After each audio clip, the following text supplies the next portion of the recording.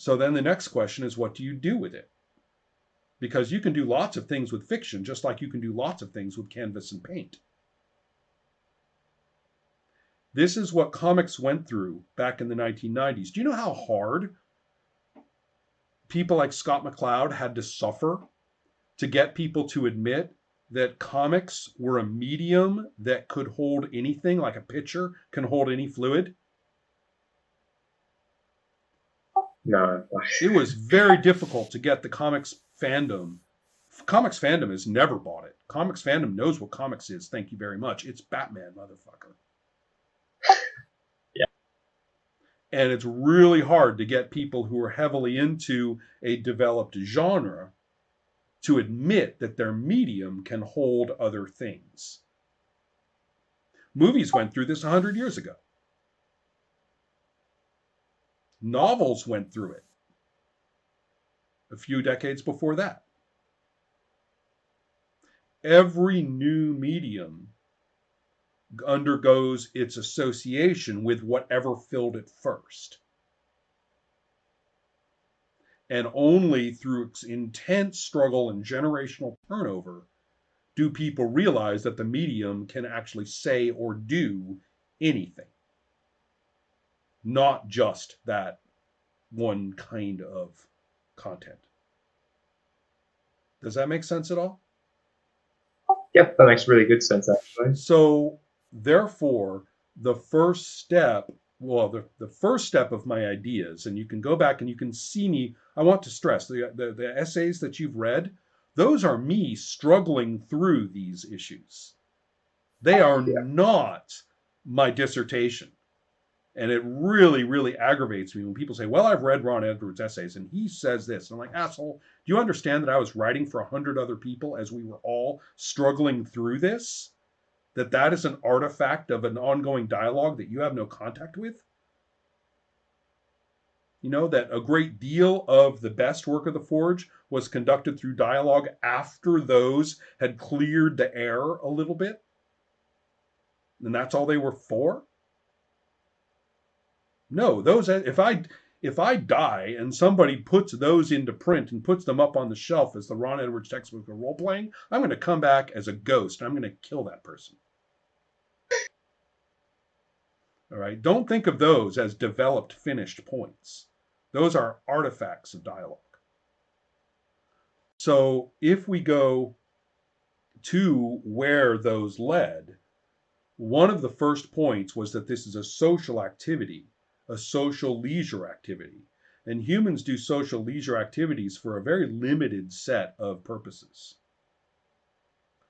And that, first of all, let's set aside the purposes that can be met by any social activity, hooking up with potential sexual partners, enjoying parenting and parenting of your kids, and also interacting with other parents, getting some exercise, whatever, enjoying, the company of other humans. All those things can be met by many, many, many social leisure activities. Now we'll go to a social leisure activity. So those are all there. I'm not discounting them. They're all very important. Okay. But they're going to be happening for role playing.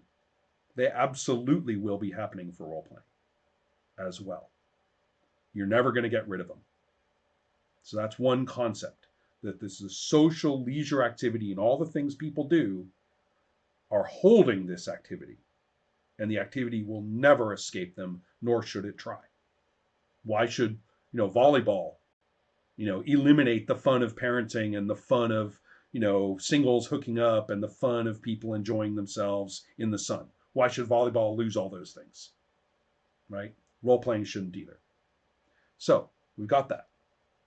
Inside that, then let's take social leisure activities that are creative, that actually make an aesthetic thing. Quilting, painting, whatever, right? Make it a social leisure activity. Now take any one of those and you need a medium, don't you? This kind of discussion, this dialogue of systematized establishment of fiction is the medium I'm talking about. And just as with all those other things, to say, well, we do it to do it is bullshit. No, you're doing this as a social leisure activity. You could be watching porn together or whatever. Not everything I say is an analogy with porn. I just like to throw it in because it's cheap. But the point is, you can do a social leisure activity for any number of purposes. Why are you doing this one with these people this time? That's what I call playing on purpose. What are you getting out of this? What are we getting out of this? What does the thing look like that makes us happy we did it? That's actually a pretty good question, isn't it? Yeah. And the fact that I said that there are several potential purposes was very upsetting to people. Extremely upsetting. There are 100 reasons why this was an anathema statement in the context of the role-playing hobby. To say that this is a social leisure activity, it is a creative social leisure activity, and therefore when we do it, we were going to have a purpose, and it may not be the same as your purpose. That was not a nice thing to say. But that is the first, most basic concept of what I call the big model. Do you know why I called it the big model? No, I don't. Because I said that it's all inside ordinary human social activity. So It's big. It's not just role-playing. You don't jump in and start talking about why we role-play and what it is by picking up one of these and starting to talk about probabilities. That's not how you do it. You have to say, what are we doing with these people at this time? And what for? So would you say, so you're trying to push for a more holistic view of role-playing in a wider social context? I'm going to say that it is, I don't know about holistic. I do know that it is non-reductive. Or that if we were to take, see, I'm a biologist, and you're always going to get these analogies from me, that you are not going to find the living creature by simply looking at the nucleotides of the DNA and then expanding upward through levels of function until you arrive at the creature. Yeah. All right. All these levels of operations and processes exist, but causality goes from big to little as well as from little to big. Right? And so that's a crude but useful way of looking at what I'm talking about. I'm not very interested in saying it's all, big to small. But I'm interested in the causality that goes from that big down to why rolling this die for this purpose for these people at this time is better than rolling this die. I am interested in that. But I'm especially interested in, once we've rolled dice and seen whether the goblin's head came all the way off or not, I'm real interested in knowing how that applies at the level of the outcome of the fictional situation, and then why we as a group find that outcome worth having been done. Is it worth it to have done that? We just spent an hour finding out whether we killed the goblins or not. Did I just mark time with my friends and been glad that I wasn't sitting lonely and alone? Is that all I got out of this? Or was there some enjoyable outcome to having done this that made me super glad that I did it with these people at this time? Yeah. And so this is where we lead to several difficulties. One of the difficulties, which was raised to me not that long ago, and I find this very convincing, is that coming from an older generation of role players, we had never had trouble establishing the fiction as having happened. Right? We never ran into trouble. We never ran into trouble playing and having stuff happen. And we knew that there were several modes of conversation that were minefields, and we would avoid those.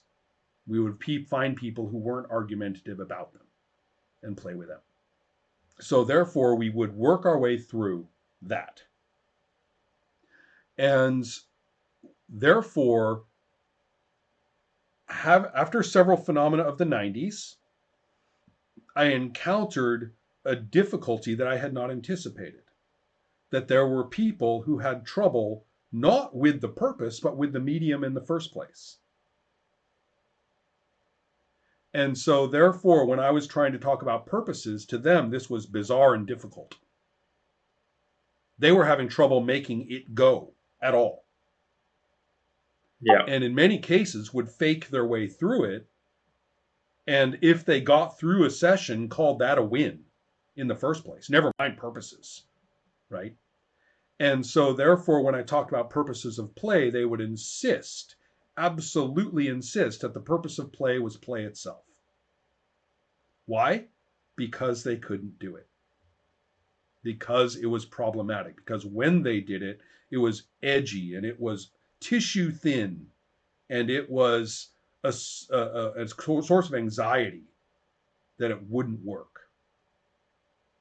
And so my friend said to me, Ron, the trouble is you keep talking about first world problems. What is our purpose in this medium? And you're not realizing that the vast majority of people you're talking to do not have that problem yet. Their problem is actually seeing that this medium actually fucking works and does anything. And therefore, their means of solving that problem, which often are passive aggressive or fake based or desperate, or just kick the problem somewhere else. Just let Bob make it all up. Let Bob run it. He'll tell us how it turns out, right? As long as you have a good GM, you'll be fine, because the GM will just kind of massage it all into being functional fiction, at the table or before the next session and whatever, right? That'll work, right? All these kinds of solutions, and never really being that happy. They say we have fun, and you watch them and they ain't having fucking fun. I'm not saying it's bad, wrong fun. I'm saying you look at them as people and they're not having fun. They're texting. They're roaming around the room. They come back and they don't know what's happened. They get, they whatever, all sorts of things. Or they play mainly by like these one-on-one things with the game master while everybody else is bored. Then he shifts to another person and then that person's happy for a while. Right? All these things. That's not fucking fun. They're not playing together. So the point is that you see all these things, and what you're seeing is a failure not of a purpose, but of a medium. So therefore, I've really kicked back to, this is what led to all that fuck up with simulationism. Those were people who were struggling with the medium, not with purpose.